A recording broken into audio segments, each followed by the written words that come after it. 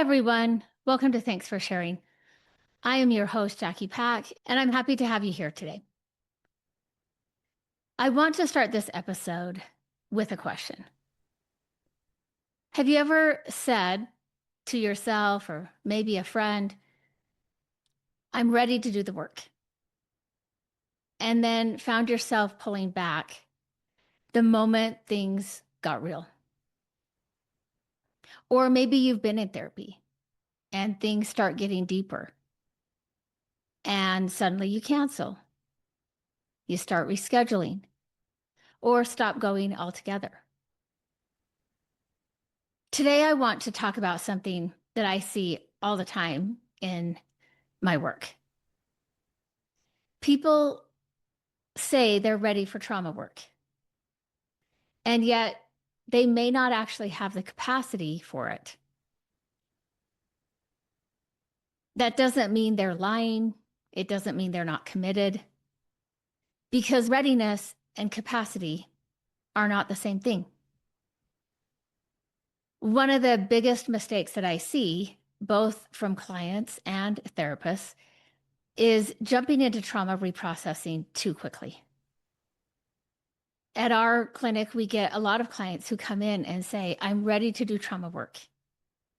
And it's not that we don't believe them, but what they're often talking about is mental readiness. What we have to assess is something different.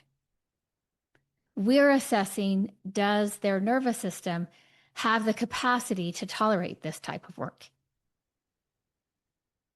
And when we talk about this gap between readiness and capacity, there are a couple of different ways it shows up.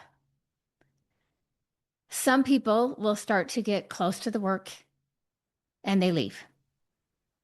They cancel, they stop coming, they disengage. And that's often because the work has moved beyond what their system can tolerate. I'll also say, because I've been doing this work for so many years, often when clients leave, they also do come back. Not because the therapy didn't work, but because something got touched they weren't ready to stay with. And then later, when they have more capacity, they return. But there's another group of people, and this episode is really for you. You don't leave. You stay, you show up. You might have started out saying that you're ready, and you keep trying to do the work. But inside the process, something still isn't working. Either you feel overwhelmed, you might get flooded, or you might not feel anything at all. Maybe it feels like, yeah, I can talk about my story, but not really from the inside of it. There isn't a lack of effort. It's usually that the work is either exceeding your capacity or it's just not reaching it at all. Because staying in therapy doesn't automatically mean progress is happening. Now, let me clarify what I just said, because a lot of the work that you may already be doing can be helpful. You may have more awareness. You may understand your patterns better. You may even be seeing changes in your behavior or in your relationships. And I don't want to minimize that. That matters. And that is real progress. But sometimes what I hear from people at that stage is, I understand it, but something still feels missing. Or I can explain it, but I don't feel different. Or I feel like I'm not seeing the whole picture yet. And that doesn't mean what you've been doing isn't working. It often means that you've reached the edge of what that layer of work can do. You've made progress, but you haven't yet moved into integration.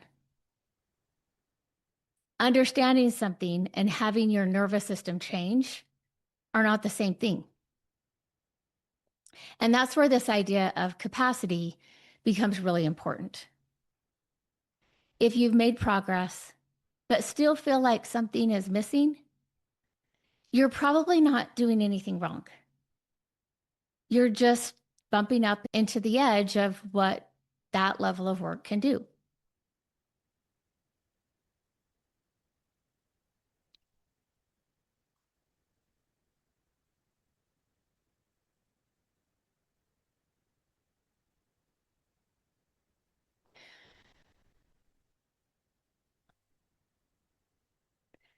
Before we can ever truly start trauma reprocessing, there is support work that has to happen. I will often tell my clients before we go into the trauma work, two things have to happen, and those things don't happen quickly. The first one is that you need to know me. You need to know that I can handle you.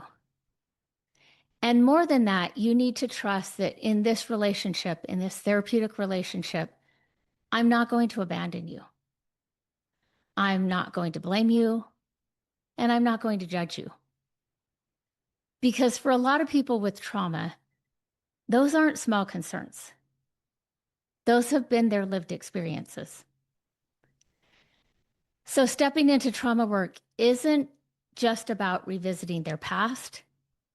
It's about risking being seen in ways that haven't felt safe before. The second thing that needs to happen before we really start the trauma work is I need to know my client as well. I need to understand how they respond, how they regulate, what happens when they get overwhelmed.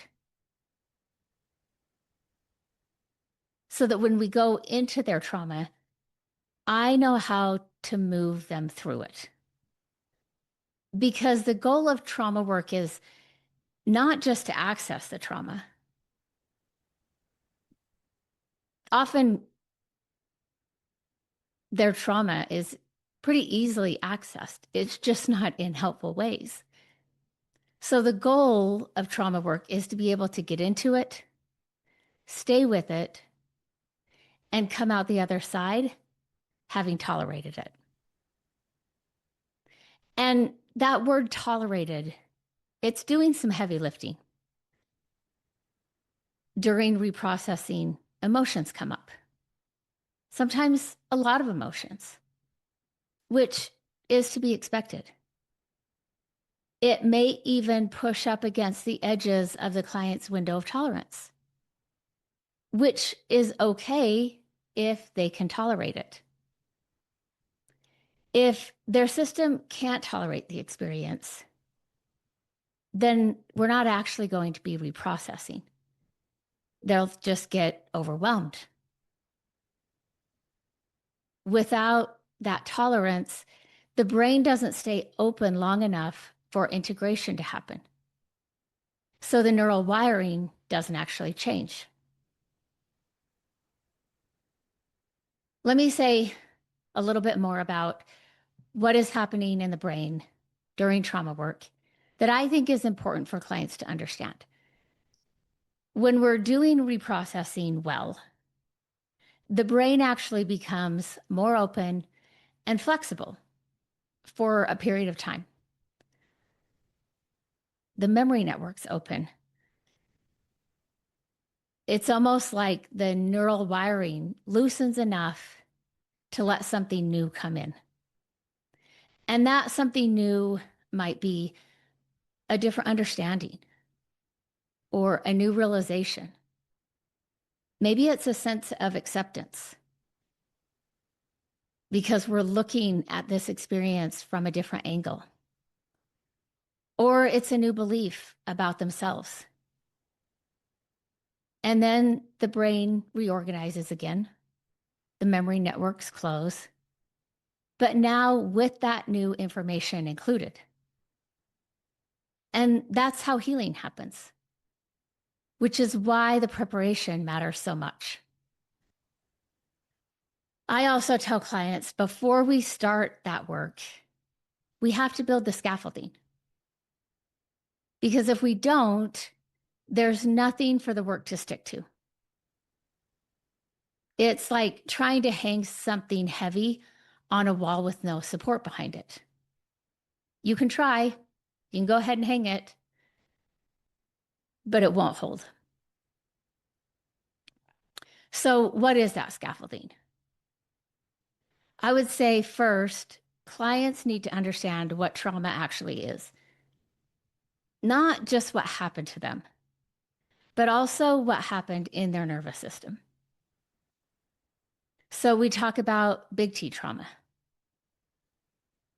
Big T trauma are events that are obvious, things that happened that shouldn't have, and we can put our finger on them. We also have to talk about little T trauma, which often our society has less awareness of. And we find that it's easier to normalize or minimize little T trauma. Examples of little T trauma include chronic misattunement, emotional neglect, or attachment and relational wounds. So we talk about their trauma, and then we also talk about how trauma impacts their nervous system.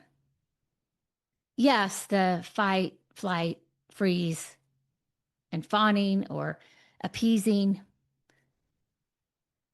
We also talk about what happens in the body when they're triggered. And for a lot of clients who experience CPTSD, they disconnected from their body a long time ago simply because the body held so much information, too much information. So we have to slowly start to connect back to the body in order to feel where it's coming up, understand what those sensations are, what they're connected to. We also have to understand why logic disappears when they are triggered and why the emotions feel overwhelming and why they either escalate or shut down. And then we talk about the fallout or the collateral damage or secondary damage, which are the beliefs that form from either what happened or what didn't happen. Beliefs like, I'm not important. I'm on my own. I'm unlovable. I'm too much. Because trauma doesn't just live in memory, it lives in meaning. We make meaning of our experiences. And then the last thing we have to do is build regulation. Because if clients don't know how to come back when they're activated, then opening trauma is like lighting a fire without knowing how to put it out. Now, for some clients, they were born into a family system or they had certain experiences where their window of tolerance didn't really develop. And often they'll relate to living in hyperarousal, fight or flight, or living in hypoarousal, freezing and shutting down. And they go through patterns of hyperarousal back to hyperarousal. And the neuroscience would say that the window of tolerance is not set in stone. It can expand. We can practice regulating when we're dysregulated. We practice identifying emotions, naming the trigger or the memory, and then moving from hyperarousal into window of tolerance or from hypoarousal back into window of tolerance. And with each practice, the window starts to expand a little bit more.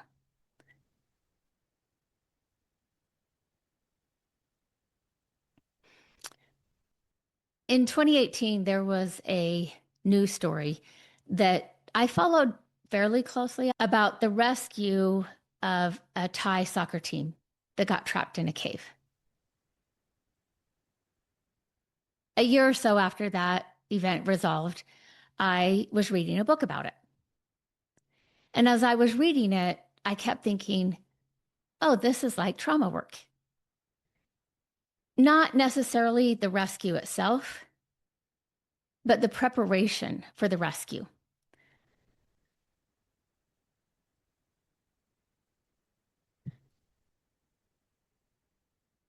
So let me give you some background information. So the boys were members of a youth soccer team called the Wild Boars soccer team in Thailand. And after practice on June 23rd of 2018, they went with their assistant coach to explore the Tam Luang Cave. I'm positive I mispronounced that, but that's as good as I can do. It was something that they had done before as a casual outing or adventure.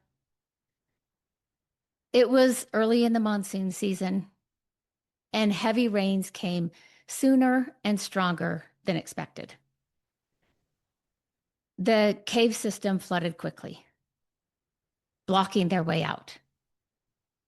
They were then forced to move deeper into the cave in order to find higher ground. And the rising water continued to cut off their exit, leaving them stranded. The other thing is, they didn't know how to swim. They ended up trapped in the cave for over 2 weeks before being rescued. They didn't go into the cave thinking that they were taking a huge risk. They had done it before. It felt familiar. There was no reason to think it wouldn't be manageable to go in, explore, come out. And trauma work can feel like that too, until the conditions shift and you realize how much support you actually need. When they didn't come home, their families got concerned. Their bikes and belongings were found at the cave entrance. And that's how people realized they were likely inside. But by then, the cave had already flooded. Local authorities began searching, but quickly realized this was beyond standard rescue efforts. And that's when they started calling around, trying to get experts to help with the rescue. Initially, they called in the Thai Navy SEALs, but they realized this was out of their expertise. So then they started calling international expert cave divers. And several of them showed up. But the rescuers didn't just go in and pull them out. They spent an enormous amount of time preparing.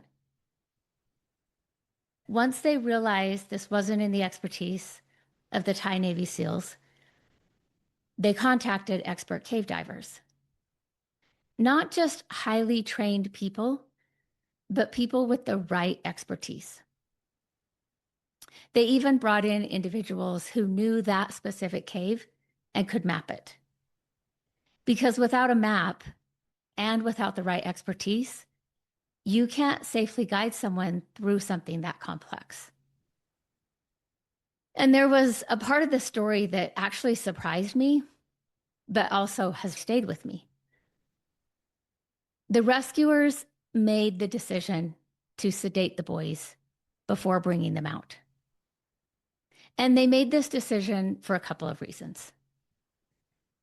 They knew if the boys who couldn't swim panicked in the middle of that cave, which you kind of expect, right?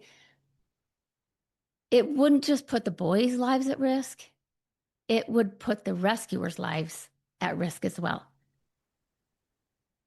And this is where I was really intrigued in the story, thinking, yeah, this is trauma work, not the sedation part. And it's not physically dangerous, but it is emotionally destabilizing. However, if we've done the prep work well, It's destabilizing temporarily. If a client becomes overwhelmed in the middle of trauma processing, they can't stay in it. And when that happens, we lose the work. And more than just that, overwhelm doesn't heal trauma, it reinforces it. The rescuers also had to carefully figure out how much sedation to give each boy. The boys were already thinner than boys from other countries their age, but they had also lost weight. They were smaller, and the margin for error was really thin. That level of precision is what trauma work requires. There is not a one size fits all, which is why it's really important to know the person in front of you, sitting in the session with you, how they respond, how quickly they get overwhelmed. When the emotions come up, and there's a lot of emotions, intense emotions that come up, the clinician has to be able to read if this is emotion that's being tolerated and to continue going forward, or if this is them completely being overwhelmed and we have to pivot.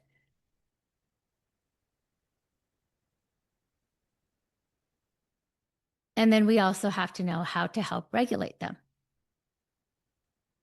And part of being able to regulate your client through the process is them trusting you, being a safe, consistent person for them. And that's not something a model can fully tell you. That actually comes from attunement and from spending time building a safe therapeutic relationship. Now, there were other people who tried to help, highly trained individuals, innovative ideas, but they weren't the right fit for that situation. So they learned that not all help is the right help. And that just because someone is trained and innovative doesn't always mean they're trained for this level of work. So when I think about trauma therapy, I think the reprocessing is the rescue. But what determines whether it's successful is everything you do before you start. Trauma work, preparation isn't a delay, it is the work. It's building the foundation for the work. I also want to say something that I don't think we talk enough about. Trauma work can be intimidating for therapists too, not just for clients, but for therapists too. It is for me. And I don't think that's a bad thing. When I feel that, I slow down. I check. I double check. I wouldn't say I overcheck. At some point, we need to start and see what information the client's nervous system gives us. But before starting, I want to make sure we've built enough support to hold what we're about to do. And I don't know that every therapist responds that way. Sometimes therapists rely too heavily on the model they were trained in to do the heavy lifting. Getting trained in a trauma modality is absolutely helpful. The research behind each trauma modality is helpful. But there can be user error.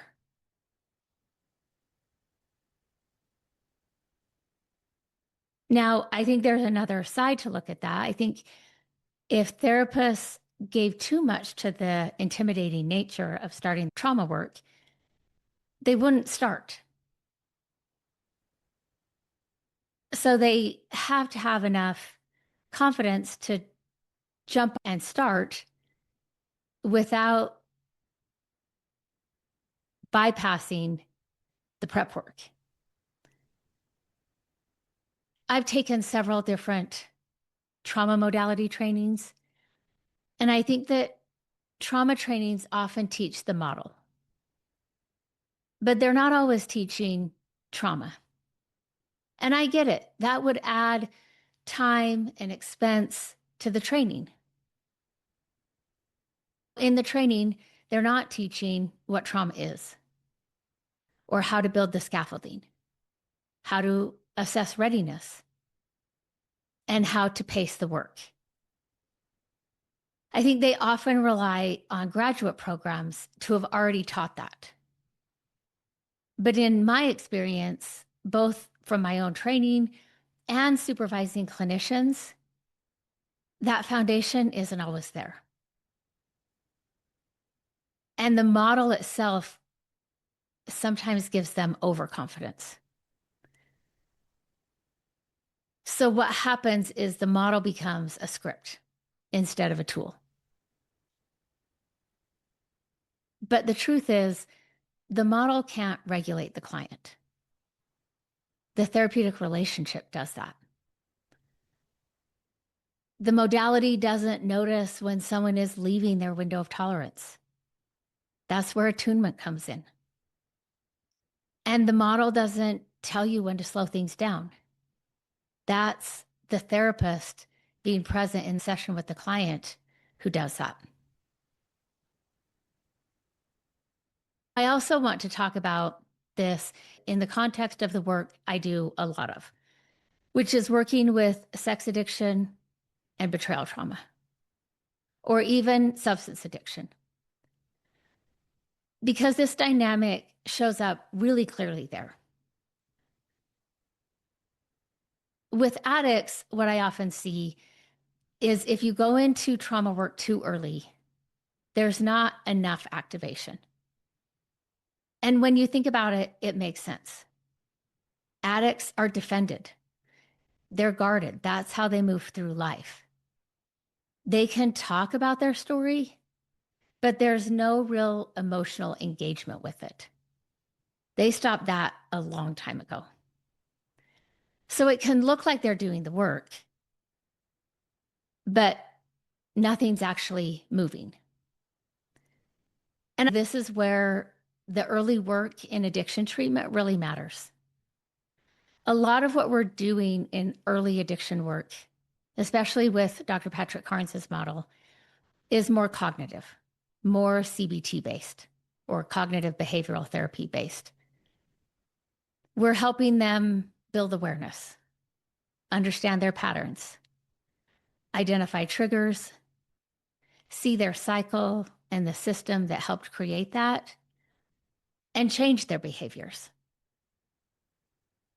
And for sure, this work does help.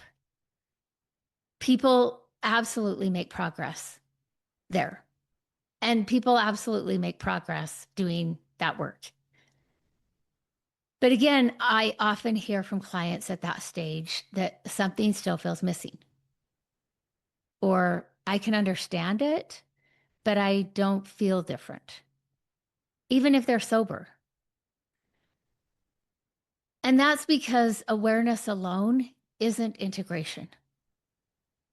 Stopping the behavior doesn't lead to automatic integration.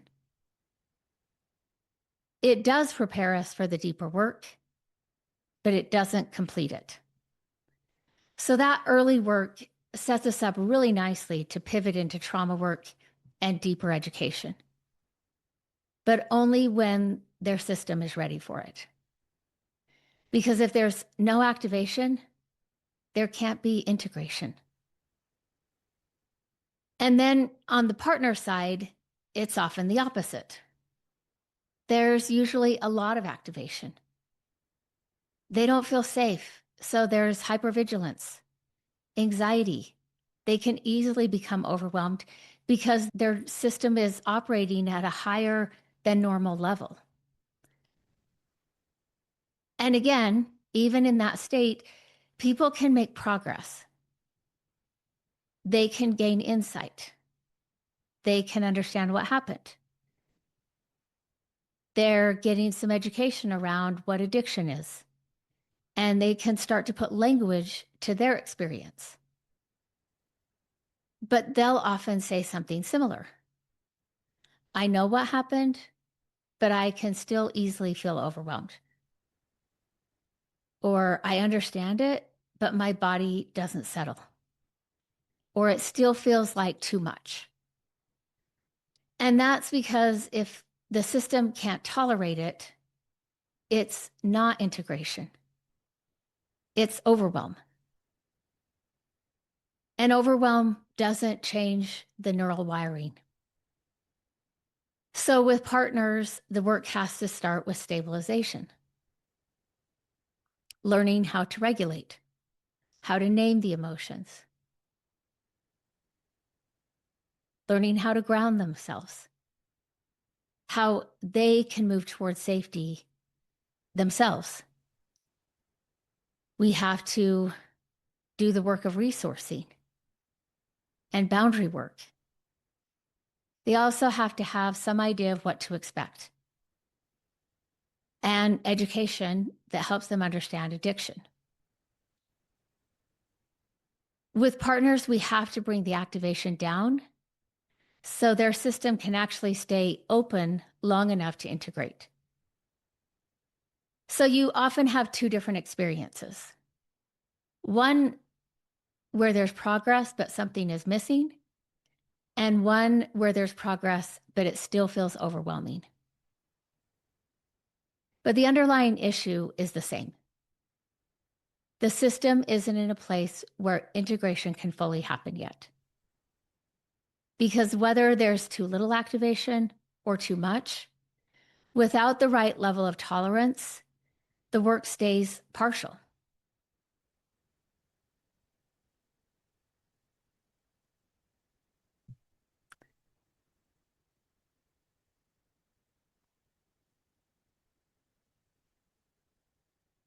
That's where this idea of capacity becomes really important. If you've made progress, but still feel like something is missing, you're probably not doing it wrong. You're just at the edge of what that level of work can do. And this is what I mean when people say something is missing. They've done important work, but the system hasn't fully integrated it yet. So when a client says, I'm ready, I believe them, but I also know you can be ready mentally and not have the capacity to stay. And when clients leave therapy right as it's getting deeper, I don't think, oh, they weren't committed. Instead, I think we reach the edge of their capacity. And I hope they come back. Now, if you're a client, I will say it's important to start to notice when you want to pull away. Don't assume that means something is wrong. It might mean you need to slow down. And you should be able to talk with your therapist about what you're feeling instead of just acting on it immediately. If you're a therapist, I think it's important that we don't confuse motivation or desire with capacity. Build scaffolding before reprocessing. Pay attention to the pacing and let the therapeutic relationship lead the work, not just the model. Healing isn't just about being ready. It's about building the capacity to stay. Because in trauma work, you're not just going into something painful, you're guiding someone through territory that once completely overwhelmed them. And the goal isn't just to get into it, it's to come out the other side without completely overwhelming the system along the way. Sometimes people leave therapy right when it starts to matter. Other people stay, but can also feel like something is missing. for either type of person, it's not that they don't want healing. It may just be they haven't learned that there is a different level of therapy work to be done. At the end of this episode, I want to remind you that your story matters. Remember, there's something meaningful in every chapter. Don't wait to share your story until it's finished. Until next time, Jackie.